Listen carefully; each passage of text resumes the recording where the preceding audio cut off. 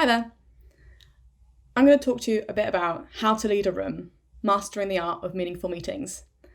But first, I want to tell you a little bit about who I am. My name is Sarah Inkpen. I am an Agile delivery lead and I work for Carta Create Europe. So Carta is an agency that delivers end-to-end digital services, and we work in consultancy. We work with designing and creating digital products and services, and we also work very heavily in marketing as well.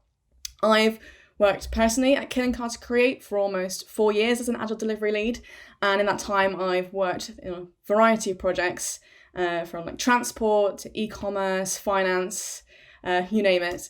And I've also worked on a variety of team sizes, so down from really small 2-3 person teams up to much larger scale, like 40 plus people program level roles. So as you can imagine, in that time, I have seen my fair share of meetings. I've participated in a lot of them, I have led a lot of them, and over the time I have picked up on a few things that I think really help make meetings more productive and successful. So, how to lead a room. So, regardless of your role, I'm sure a lot of you have been in meetings before. I'm sure a lot of you may have led meetings before. And I'm sure you may have seen, like me, a lot of these meetings be a little bit frustrating or a waste of time at some points, but also seen times when they've been incredibly successful and productive. So we're going to be trying to focus on how you can make your meetings err more towards the incredibly productive and successful side and avoid some potential pitfalls. So I'm going to talk to you a little bit about what I mean by leading the room. And this can be, you can lead the room in a board meeting, in a workshop, in a one-to-one. It really doesn't matter the scale of the meeting. There are some traits that can be helpful across all these areas. And so much of what can make a meeting successful can really be determined by how you plan to lead it, thinking about whether you'll be leading from the front of the room or whether you'll be leading from the back of the room, whether you're going to choose to be a presenter or be a facilitator. And that's really where I'm going to be focusing the outcome of this talk, by focusing on choosing between being a presenter and a facilitator. So, a little bit about the agenda for today. So I'm going to be taking you through the difference between being a presenter and a facilitator. And then we're going to be talking a bit about when to be a presenter or a facilitator, a bit about being both roles, and then some tips and tricks. Cool. So the difference between a presenter and a facilitator. So in my mind, the difference between a presenter and a facilitator really comes down to the direction of information. So with a presenter usually teaches or provides information to a group. So as a presenter, you'll be standing there and you'll be pushing that information. So the direction is a push to a group of people. Whereas a facilitator guides others to expose or generate information that they might already have. And so the role of a facilitator is to pull that information from others. So presenter pushes, a facilitator pulls. But we're going to dive down a bit deeper into what makes a good presenter and what makes a good facilitator. So being a presenter. So on this slide, I'm taking you through what a presenter does broadly. So a presenter conveys knowledge to others and does this by educating an audience on something that they don't know or something that they want to know more about. A presenter inspires change. So you can inspire change by relating a narrative or a message that can act as a call to action for those people who are listening. And a presenter can also be there to provide perspective. So playing back information to clarify an understanding or approach. Cool. But what makes a good presenter? So in my time, I've watched a lot of speakers, been to a few conferences, and there have been some traits that I've noticed and good practices that I've noticed that really help make those presentations really stand out. And so I'll take you through a few of those right now. So a good presenter tends to be very clear. And by this, I mean stating really clearly the outcomes and takeaways up front. So making sure the audience really understands what they're going to be achieving and how what you've said is going to aid them with like the key takeaways. And you should always relate content back to those key takeaways, so it's really tangible what the audience is learning for them, and they can root that for themselves. At my company even, we have a principle which says that we should always zoom out, and this means stepping back from diving into the details and saying, here is the context, here's what we're trying to achieve, and that makes it really easy for a group to know where they're going and get on board with what you're talking about. So then we think about a good presenter being focused. So a good presenter tends to provide an agenda up front and really stick to it, and really convey their points succinctly, and not going off on tangents, not spending time on points that don't relate back to their original message.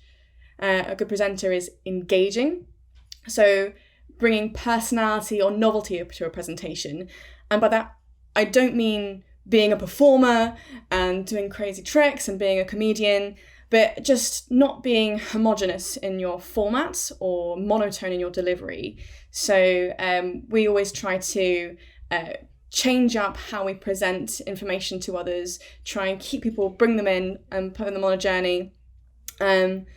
Also, a good presenter should connect to their audience. So keep eye contact, speak to people. There are lots of, in the world, like a lot of tips that say, if you're nervous, look above people. But that can help for your nerves, but it really can remove you from the situation, and it can make it harder for an audience to maintain investment in what you're talking about. But over and above everything, to stay engaging, I think the main thing for me is that making time to answer questions from your audience. So, for example, I went to a Agile convention very recently, and I noticed that the talks that I got the most out of were the ones where I was able to put my hand up, ask questions, clarify what the person was talking about, ask further questions, probe deeper. And the talks that I came away thinking, that was a bit... were ones that I was spoken at for like a solid 30 minutes, and then at the end the person walked off the stage and I was like, oh, I don't know what you were talking about, I wish I could have asked you that question. And over and above everything else, what makes a good presenter is staying relevant. So having a message or a narrative that's pertinent for the people who are listening to you, and providing context and examples that really ground what you're saying in reality, so people can take those learnings and really identify it in their own particular lives. Cool. So that's being a presenter. Now we're going to dive a bit into being a facilitator. So what does it mean to facilitate? What do facilitators do? So a facilitator is there to enable outcomes, and they do this by maintaining focus and guiding discussions to make sure it's moving towards a session goal. So if you're running a meeting, I'm sure you have an outcome in mind, I'm sure the group has an outcome in mind, and your role as a facilitator is to nudge people on course, make sure they're sticking to the North Star that they've set themselves and what they want to achieve. A facilitator is also there to keep balance. So a facilitator should be a neutral party in these meetings. They should be there to minimize the bias by acting as a neutral voice, balancing discussions, and that can be maintaining a neutral perspective for yourself, making sure that you're not trying to weigh in, but also making sure that those in the room are not biasing towards one avenue or another, not speaking over each other either. Also, a facilitator is there to reduce risk. And so building psychological safety is really important for this, as it allows people to raise issues without fear of rebuke. Cool. So what makes a good facilitator? So a good facilitator, from my experience, always prepares. That's not to say that presenters don't prepare. In fact, to take into account, most traits that will help a presenter will help a facilitator and vice versa, but these are the key points that I want to focus in for that differentiate each role and what really helps most with each role. So a good facilitator really prepares upfront. They will set up the environment and they will think about how they can sustain energy and engagement from the group. So with sessions, you don't want them to be low in energy because people become very unproductive. People start sitting back, start sitting on their phones, not paying attention. That's not what you want. So you're thinking about it beforehand and creating an environment. For example, how you arrange the chairs can be a small thing, but very, very important. Keeping it in a circle so people aren't blocked off. That's something that can really help. Another thing is making sure you create a format that allows all voices in the room to be heard. So that lends back to the helping keep balance and minimizing bias. So if you create a format and think about who's going to be in the room, have you got loud people? Have you got quiet people? Have you got incredibly opinionated people that you might need help letting know that they need to share the forum with other people? You can plan for that, and you can create a format and a structure that will help them listen and help support other people and lift them up to be able to contribute too. So a good facilitator also guides. So by guiding, this really lends back to the thinking about the outcomes of meetings and nudging people to get to the session outcome. So taking tangential conversations offline, making sure you're holding people accountable to meeting rules, for example, like no devices, and holding people accountable to the time boxes that you've set. So by keeping time boxes strict, it means that you can keep the session moving, you don't get stuck on a conversation, you get to that action, that outcome that you were setting out to achieve from the beginning, which is useful for everybody. A good facilitator also constantly questions. And by constantly questions, they are asking open questions to progress a discussion, not closed yes or no questions, one-word answers. By having open questions, you enable people in the group to start pulling that information from themselves and get invested in what they are trying to achieve in that meeting. It also means that instead of potentially asking a dichotomous question of, is it this or is it this? It might be a third option that you may not have thought of, and you can really draw that from a group by asking open questions. Asking questions is also helpful for challenging assumptions to provide clarity and digging deep into an issue. For example, I'm sure a lot of you may have been in a workshop or a session where someone's made a broad sweeping statement and said, this is the way it is, and everyone nods along, and then you move on, and then you realise that actually we didn't really understand what the next steps were from that. We don't know where to go. So as a facilitator, even if it feels like an obvious question, going, what does that mean? Why are we doing that? And get people to fully explain themselves. Because even if one person in the room doesn't understand, that's one person who's going to go away and potentially do the wrong thing or feel confused, and you just don't want that. And over and above everything else, a good facilitator listens. So it's really important as a facilitator to listen to all of the group, making sure that everybody's on the same page. Everyone understands the instructions, everyone's understanding each other. But it's also important to listen to see if the session is going the way it needs to go. I've spoken about outcomes a lot. You should be always listening to make sure that the group is moving towards that outcome. And if they're not, being able to adapt. And you may have prepared a plan, but if that plan isn't working, the outcome hasn't changed, the plan needs to change. So listening out for when that needs to happen and being able to improvise around that is very important. Cool. So let's talk a bit about when to be either a presenter or a facilitator. So we know a bit about what they are, now when to be one or the other. So as we've mentioned, we've spoken about the difference between being a presenter and a facilitator being related to whether you're pushing or pulling information. But what about the choice of when to be either role? When should you be pushing that information? When should you be pulling that information? So the choice of which role to perform depends on the group's current knowledge or the outcome that they're trying to achieve.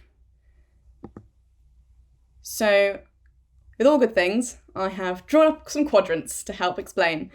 So from left to right is what we've been talking about previously. So that's the information direction. from push to pull. I've added another axis from top to bottom, which is the group knowledge. So whether a group has knowledge or whether the group needs knowledge. So let's go through these quadrants. So as discussed, a presenter is very much about pushing that information, but you want to be pushing that information when the group needs or wants it. So that is the best time to be a presenter. The group is there listening to you, they're engaged, they want you to tell them what you know. However, if the group already has that information, but they don't want that information and you're pushing it at them, it can come across as a bit of a know-it-all. It can come across quite egocentric and might not get to the right conclusion. It might create some negative opinions potentially if you're pushing information at people who already have it, already don't want it. But if a group already has information, this is the time to potentially be a facilitator and pull that information from them, to get them to expose the information. And so if they have it, you're pulling it from them, that's helping them generate ideas, come to some interesting creative solutions, and that's when a facilitator is needed. However, if you're pulling information when a group actually needs information, that is frustrating. So trying to coach people to an answer that they don't have is never going to work out well for anyone in the room. So I'm going to give you a few examples about these things. So examples of being either a presenter or a facilitator, the good and the bad, and when we should be doing them. So I'm going to give you some examples more specifically related to projects rather than conferences, just because I feel that I'm making an assumption that is where the most of you will be coming from.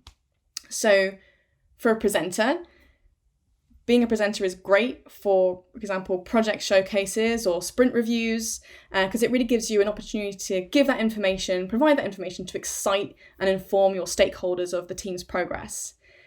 So that's a good opportunity to push information that you have. Like, here's how well we're doing. Isn't that great? It's bad, however, when you're trying to maybe mediate a conversation. For example, maybe if your team, two members of your team are struggling, finding it hard to come to a consensus, if you then sit there and present your opinion at them, that's not going to help, because it's going to block them from sharing their own views, and it's going to end up leading to no kind of resolution. It's just going to be you talking at them when they need to be exposing their own information and talking to each other. So for a facilitator, a facilitator is great for like coaching and line management. So that can really empower individuals to take control of their own development and self-guide themselves. So you asking open questions: where do you want to go? Where do you see yourself? All those cliche coaching questions, but they are really helpful because they help that person engage and bring the information from themselves and really guide themselves.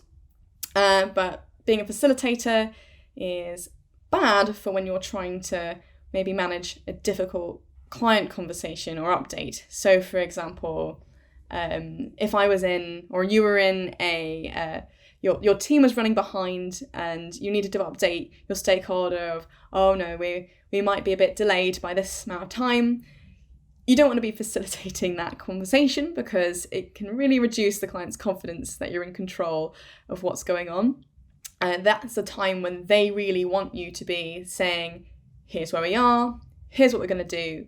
And that's not to say that you won't ask them questions and get them to help clarify and ask their needs, but in that stage, your role really should be presenter, because you need to give them some confidence and information about what's going to happen next. But I've talked about being a presenter or a facilitator. It's quite dichotomous. It's like at the moment I presented in either one or the other kind of scenario, but there are definitely many scenarios when it really helps to be both. And the example I'm going to give here is retrospectives and workshops. So flip-flopping between being a presenter and facilitator is really useful in those scenarios because it helps to create a learning environment. So you can as a presenter, show people how to do something, tell people how to get there, but then you facilitate to enable people to then learn by doing and start creating their own actions and for it to be drawn from them. And so that's a good time to be moving between those two roles. And it doesn't have to be one then the other. It can change as it goes. A little bit more about being both roles. So why should you be both? And here are my top 3 reasons why you should be both a presenter and a facilitator. So it can support learning. It provides people with the tools they need to learn by doing. So you're showing them you're giving them instructions. Here's how you can help yourself. And then leaving it to them to then teach, learn, and self-generate those solutions and actions between each other. It will also be able to create investment when you're being able to occupy both roles, because you'll be able to encourage contribution to ideas, and that will enable more consensus and more buy-in. So people are more likely to buy into ideas that they were involved in creating or influencing. And in situations, for example, retrospectives or more hands-on workshops where you're trying to come to a creative solution, you want actions to come out of that will be carried forward. And people are going to carry forward actions that they feel like they've created, that they've had a hand in, and they'll feel more empowered to take those away, and they're more likely to get action faster, better, and come to a better outcome and solution. And lastly, it can drive innovation. So being able to flip-flop between both roles means you can promote a more diverse range of input to inspire more creative solutions. So by not just being your voice, but helping it be the voice of others, feeding into an idea, you can really drive that creativity, that collaboration that you may need. So I'm going to tell you a little bit about tips and tricks for balancing these roles, because it can be easy to be one thing or another, but changing between two of them, it can be a challenge in terms of mindset and also understanding for a group. So what I'm going to tell you are my 3 top tips and tricks for how to balance these. Admittedly, a lot of these are more specifically when you're physically in the room, which, given our current situation, is a little bit frustrating, but you can always implement these when we're allowed to be back in the room together again. And as well as this, I will be peppering in some other tips and tricks for how you can then translate these to being remote. So you can still present or facilitate remotely. I am currently presenting now, as you can see. So my first tip/trick is setting a base. This first one isn't so much of an issue when working remotely, as there'll be equal screen space if you're dialing in to a presentation or a workshop. But setting a base, you can cue your role change. So if you're changing between both roles, a presenter tends to stand at the front of the group, where the group can look and listen to them. A facilitator will tend to stand to the side or the back of the room, which really forces the group to look and listen to each other and pull that information from each other. So setting a base, this can be really useful just in general as a tip. If you place your materials, your laptop, your notes in the place that you intend to stand and ground yourself, it means you can walk away and return to it. It gives you a place to center yourself. But what can cue your role change, even in your own mindset, to help you mentally switch and role, and also to cue to others in the room that you're changing in role, is to actively move that base to cue that change. So for example, if I was running a workshop, I might initially start placing my base at the front of the group and present to them what we're going to be doing. And then once I've switched into that facilitator role, I would usually pick up my notes or my laptop if I can, move it to the side of the room or the back of the room, and make sure I'm rooted there. And that helps me disengage from the presenter mindset, and it also removes me from being the focal point of the room. So people aren't automatically looking to the front, trying to get me to push that information again. They can start pulling information from each other. So that's tip number 1. Tip number 2, altering the group's focus. So you can really lead where people look. So changing specifically from a presenter to a facilitator can be a bit harder than the other way around.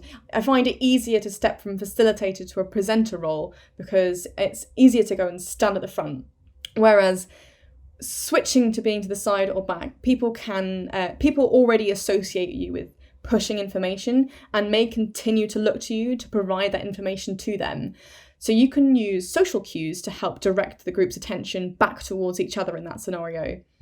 One tip that is really helpful for when you're trying to just make that switch is just to call it out explicitly. And this is helpful whether you're in person or whether you're remote and dialed in, is to just say, I'm not presenting anymore, I'm now facilitating. I won't be participating in this particular activity. I personally do this a lot during retrospectives after I've finished telling the group what activity they're going to be doing. If the group then starts trying to include me in those discussions, I'll be like, I am a facilitator, I am not participating. It can be a bit annoying, but it is helpful. So another thing to do is to change eye contact. So when questions that should be directed internally to the group are by proxy directed at you, people might automatically look to you while asking the question, as you've been the focal point when you've been presenting to them. One way to stop that from happening, to stop you from feeling like you have to answer and stop making them expect that you will be answering, is to change that eye contact with them. And I personally will, if someone directs a question at me, that isn't specifically at me, but for everybody, I will look to other members of the group that I think would be more appropriate to answer, which that helps them direct their eye contact back to those people as well. As well as that, writing down notes of what people are talking about. That's helpful for facilitation anyway, because it helps give you something to refer back to help dig into questions. But it also means that while you're writing something down, people can't lock you into eye contact and force you to feel like you need to respond to their question immediately. Another trick for this is walking the room. And this is really helpful for making sure that you're not locked into that focal point. You're changing it up. You're able to blend into the back of the room, and it also gives you that real opportunity to, as we talked about before, in a facilitation capacity, to be able to listen to how people are getting on and circle the room, understand if people are understanding each other. Are they understanding the task at hand? And if they're not, you can then flip into that presenter role. If people are really stuck, briefly dip into that conversation and say, can I help you? Here is what you should be doing. And then stepping back and walking the room again.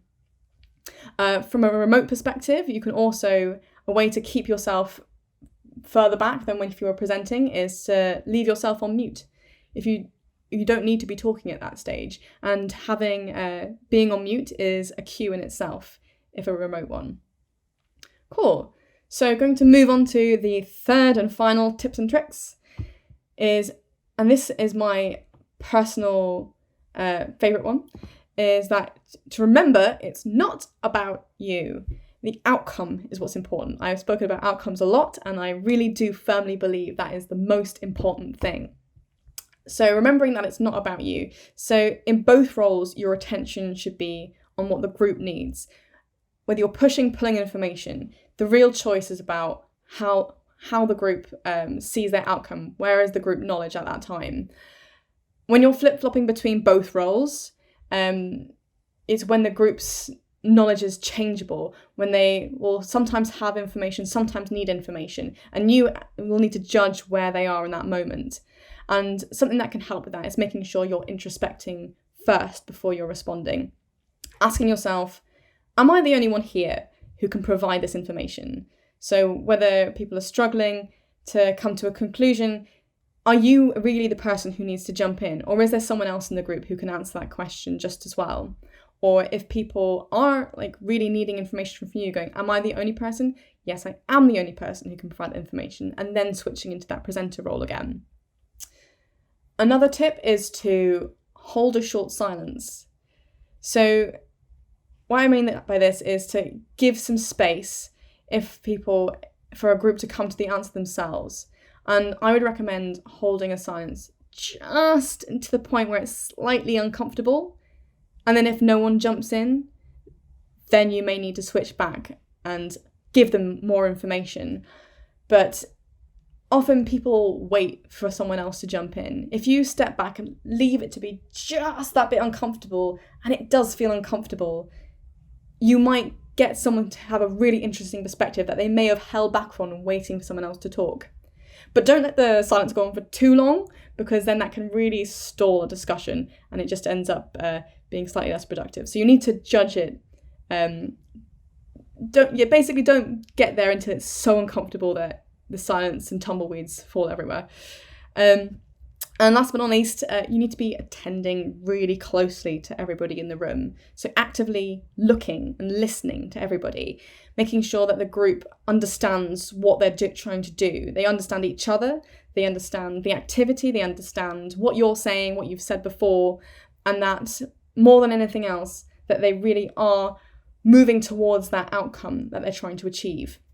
And this is applicable regardless of roles and whether you're remote or in person. Just remembering it's not about how you're coming across. It's not about what you wanted to say, your opinion necessarily. Even when you're presenting, it's about what does the group want? What does the group need in order to get to the outcome that we set out to achieve? So, in summary, how to lead a room. Making meetings more meaningful. So, we've spoken about choosing the role you use to lead a room plays a really important part in its success. So choosing whether to be at the front or the back, presenting or facilitating, or whether you need to be changing between those two because the group's needs are changeable. It's very important to make sure that you're getting to that successful meeting outcome and getting value and driving it forward. You should be able to understand whether you want to be pushing that information or pulling that information and paying attention to the group's needs and their outcome in order to do so. And balancing both those roles can get the most meaningful outcome of your outcome of the room. So in summary, to make your meetings more meaningful, to lead them effectively, think about who you're talking to and what they need and not about yourself. Cool. So thank you very much. I've been Sarah Inkpen, and I hope you're all staying well in these times we're having. So thank you, and goodbye.